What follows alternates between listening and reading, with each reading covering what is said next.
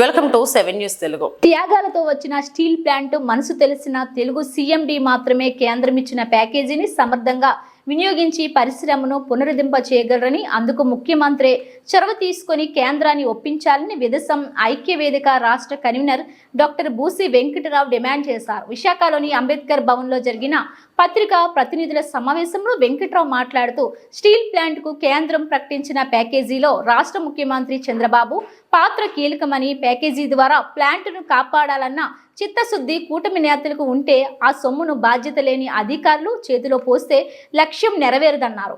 ఇప్పుడున్న సీఎండీ మరియు ఇతర ఉత్తరాది రాష్ట్రాల డైరెక్టర్లకు విశాఖ ఉక్కు పోరాట త్యాగాలు తెలియవన్నారు.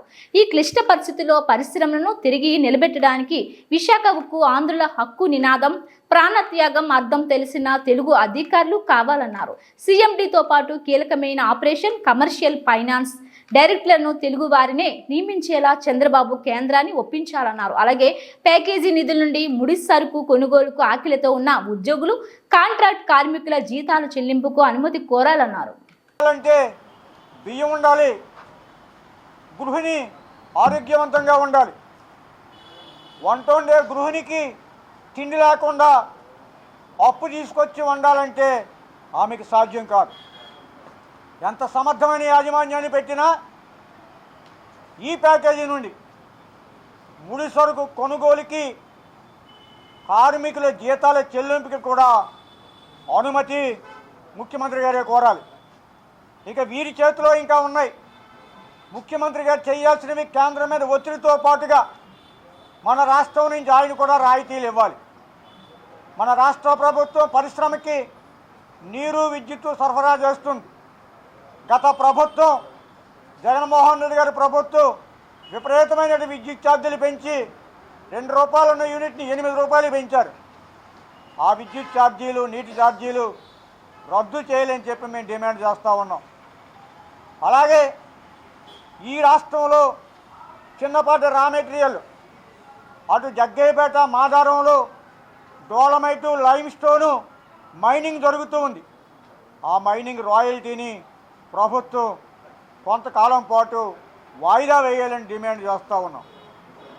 ఇవన్నీ జరుగుతూ ఉండగా ప్రతి 3 నెలలకోసారి ముఖ్యమంత్రి గారి నేతృత్వంలో ఈ పరిశ్రమ ఉత్పత్తి, అమ్మకాలు, పనితీరు పట్ల సమీక్ష జరగాలి. ఒక సలహా మండలిగా ప్రభుత్వం వ్యవహరించి ఈ పరిశ్రమని ఒక దారిలో పెట్టాలని చెప్పి రాష్ట్ర ప్రభుత్వాన్ని కోరుతూ ఉన్నాం. ఇంకా ఈ ప్రభుత్వానికి స్టీల్ చాలా అవసరం. పోలవరం నిర్మాణానికి, అమరావతి నిర్మాణానికి, లేదా ప్రధానమంత్రి ఆవాస్ యోజన పేద ప్రజల ఇళ్ల నిర్మాణానికి స్టీల్ అవసరం. ఈ స్టీల్ మన విశాఖ స్టీల్ ప్లాంట్లో లభిస్తూ ఉంది. విశాఖ ఉక్కునే రాష్ట్ర ప్రభుత్వ అవసరాలకు కొనుగోలు చేయటం ద్వారా ఉక్కుకు వ్యాపారం కల్పించాలి. ఆర్థిక పరిపుష్టి కల్పించి సపోర్టు, భరోసా ఇవ్వాలి.